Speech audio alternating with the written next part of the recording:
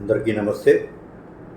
అష్టావకుడు అంటాడు, రూపాన్ని కలిగి ఉన్నది అసత్యమైనది అని తెలుసుకో, మరి రూపరహితమైన దానిని మార్పు లేనిదిగా మరి శాశ్వతమైనదిగా తెలుసుకో. ఈ అసలైన అవగాహన కలిగిన వారు ప్రపంచంలో తిరిగి జన్మించడం అనేది ఉండదు. అప్పుడు మీరు బుద్ధుడు అనాగామి అని పిలిచిన వారవుతారు. మరణానంతరం ఎన్నటికీ తిరిగి రాని ఒక వ్యక్తి అనాగామి అనగా. మన కోరికల వలన మనం తిరిగి వస్తాం, మన రాజకీయాల వలన మనం తిరిగి వస్తాం, కోరికలు మరి ఆశల వలన మనం తిరిగి వస్తాం. నేను తెలుసుకునే వాడిని అనేది తెలుసుకొని మరణించిన వారు మళ్ళీ ప్రవేశించరు. ఈ వ్యర్థమైన చక్రం నుంచి, ఈ రాకపోకల నుంచి అతను విడుదలవుతాడు. రూపాన్ని కలిగి ఉన్నది అసత్యమైనది అని తెలుసుకో, మరి రూపరహితమైన దానిని మార్పు లేనిదిగా మరి శాశ్వతమైనదిగా తెలుసుకో. ఈ అసలైన అవగాహన కలిగిన వారు ప్రపంచంలో తిరిగి జన్మించడం అనేది ఉండదు. రూపాన్ని కలిగి ఉన్నది అసత్యమైనదని తెలుసుకో. మన లోపల రూపాన్ని కలిగి ఉన్నది భ్రాంతికరమైనది, రూపం లేనిది సత్యం. కొంతసేపు ఒక నీటిలోని సుడివైపు చూడండి. సుడి అంటే నీటిలో ఎగిసిపడుతున్న అలలు కాక మరేమిటి? అది నిశ్చలమైపోయినప్పుడు అది ఎక్కడికి వెళ్ళింది? అక్కడ ఏ సుడి లేదు. అది కేవలం నీటిలోని ఒక అల, అది కేవలం నీటిలో ఉత్పన్నమైన ఒక ఆకృతి. అదేవిధంగా మనం కేవలం దివ్యత్వం యొక్క అలలమే. ఆ అల పోయినప్పుడు ఏది వెనక మిగిలి ఉండదు. బూడిద సైతం మిగలదు, ఒక్క జాడ కూడా మిగలదు. అది నీటిపై వ్రాయడం లాంటిది. మీరు రాస్తుండగానే అది మాయమైపోతుంది. అదేవిధంగా మన జీవితంలో జరిగేదంతా అలలు మాత్రమే. ఒక అద్దం దానిలో ప్రతిబింబించిన రూపంలో ఉన్నట్లుగా, ఆ ప్రతిబింబం నుంచి విడిగా కూడా ఉన్నట్లుగానే భగవంతుడు ఈ శరీరంలో అంతర్గతంగా మరి బాహ్యంగాను ఉన్నాడు. మీరు ఒక అద్దం ముందు నిలబడి ఉన్నప్పుడు అది ప్రతిబింబాన్ని ఏర్పరచడం అనేది మీరు చూశారు. అద్దానికి ఏదైనా జరుగుతుందా? అది ఉన్న విధంగానే ఉంటుంది. మీరు దాని ముందుకు రావడం వలన మీ ప్రతిబింబం ఏర్పడింది. ప్రక్కకు తొలగండి, మరి అది పోతుంది. కానీ అద్దంలో ఏది ఏర్పడదు, మరి ఏది ప్రక్కకు జరగదు. అద్దం తన స్వీయ స్వభావంతోనే ఉంటుంది. అష్టావకుడి ఈ సూత్రం చెబుతుంది, ఒక అద్దం ముందు నిలబడండి, అద్దంలో ఒక ప్రతిబింబం ఏర్పడుతుంది. కానీ ఒక ప్రతిబింబం నిజంగా ఏర్పడిందా? అది అలా కనిపిస్తుంది, కానీ ఆ ప్రతిబింబం చేత మోసగింపబడకండి. ప్రతిబింబాల చేత ఎంతోమంది మోసగించబడుతుంటారు. మరి ఈ సూత్రం ఏం చెప్తుందంటే, ప్రతిబింబించే అద్దాలు మిమ్మల్ని ఆవరించి ఉన్నాయి. బయట లోపల అద్దాలు ప్రతిబింబిస్తున్నాయి. మరి అక్కడ అసలు ఏమీ లేదు. అదేవిధంగా ఈ శరీరం లోపల మరి బయట భగవంతుడు ఉన్నాడు. భగవంతుడు అంతరంగంలోనూ ఉన్నాడు, భగవంతుడు బాహ్యంలోనూ ఉన్నాడు. భగవంతుడు పైన ఉన్నారు, భగవంతుడు కింద ఉన్నాడు. భగవంతుడు పశ్చిమాన ఉన్నాడు, భగవంతుడు తూర్పున ఉన్నాడు. భగవంతుడు దక్షిణాన ఉన్నాడు, భగవంతుడు ఉత్తరాన ఉన్నాడు. అన్ని వైపులా ఒక్కడే. మనం చిన్న సుడిగుండాలం. ఆ సువిశాల మహాసాగరంలో ఎగిరిపడుతున్న చిన్ని అలలం. పడకండి. మిమ్మల్ని మీరు ఒక అలగా భావించుకుంటూ అయోమయానికి గురవకండి.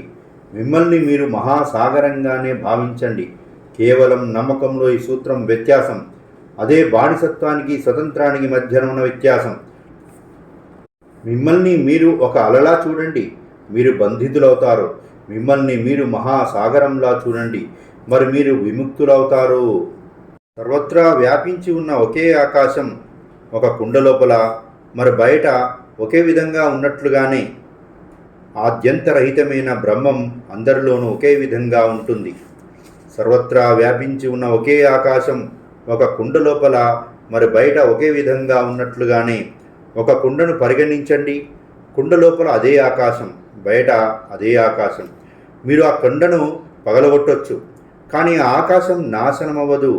మీరు ఒక కుండను తయారు చేయవచ్చు, కానీ అది ఆకాశాన్ని విరూపం చేయదు. ఆ కుండ ఏ ఆకృతిలో చేయబడినా కానీ వంకరగా లేదా గుండ్రంగా ఆకాశం ఏ రూపాన్ని తీసుకోదు. మనమంతా మట్టి పాత్రలం, మట్టి కుండలం. దాని బయట అదే వాస్తవం ఉంటుంది, దాని లోపల అదే వాస్తవం ఉంటుంది. పలుచని మట్టి గోడకు మరీ ఎక్కువ విలువను ఇవ్వకండి. ఆ మట్టి గోడ మిమ్మల్ని ఒక పాత్రగా తయారు చేస్తుంది. దానితో మరీ బిగుతుగా అభేదంతో ఉండకండి. మీరు ఆ మట్టి గోడేనని మీరు నమ్మితే కనుక మీరు మట్టి కుండలుగానే రూపొందించబడుతూ పోతారు. మీ నమ్మకం మిమ్మల్ని ఇక్కడికి మళ్ళీ మళ్ళీ వెనక్కు లాగుతుంది. మరెవ్వరూ మిమ్మల్ని ఈ ప్రపంచంలోనికి తీసుకురారు. మీరు ఒక కుండ అనే స్థిర అభిప్రాయమే మిమ్మల్ని వెనక్కు తీసుకొస్తుంది.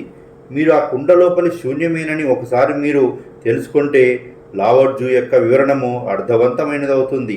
లావోర్జు అంటాడు, కుండ యొక్క పక్కల భావం ఏమిటి? అసలైన భావం కుండ లోపల ఉన్న శూన్యంలోనే ఉంది. మీరు దానిని నీటితో నింపితే కనుక మీరు ఆ శూన్యాన్ని నింపుతుంది, ప్రక్కలకు కాదు.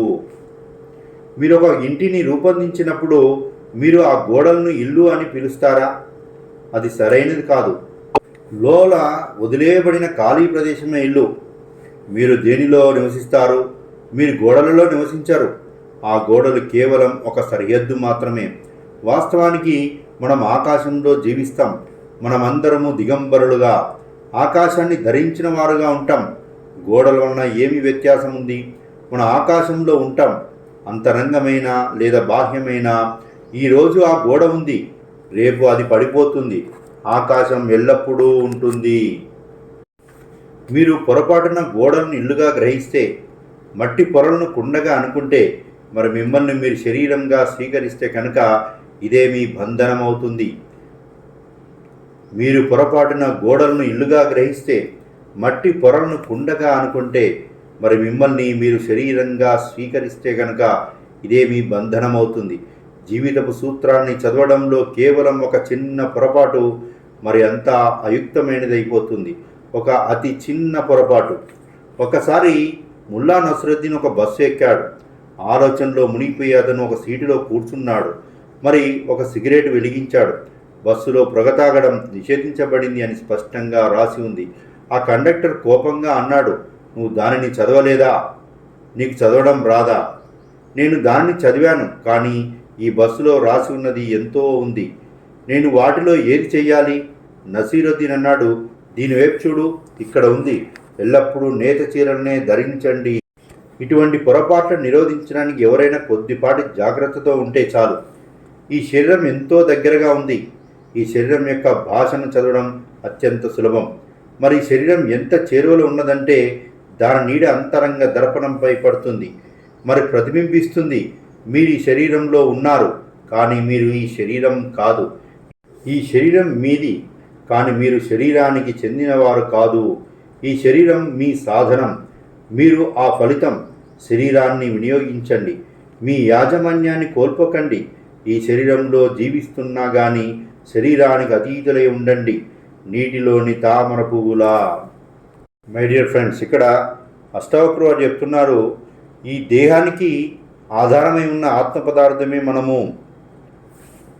మనం ఈ శరీరాన్ని ఒక సాధనంగా తీసుకొని ఈ శరీరాన్ని ఉపయోగించుకొని, మరి ఈ శరీరం నేను కాదు, ఈ శరీరానికి ఆధారమైనటువంటి దేహిని నేను, ఈ ఆత్మ చైతన్యం నేను అని జ్ఞానాన్ని గ్రహించమని అష్టావక్రుల వారు ఇక్కడ తెలియజేస్తున్నారు. అష్టావక్రుల వారికి వివరణ ఇచ్చిన ఓషో గారికి నమస్కరిస్తూ థ్యాంక్ యూ.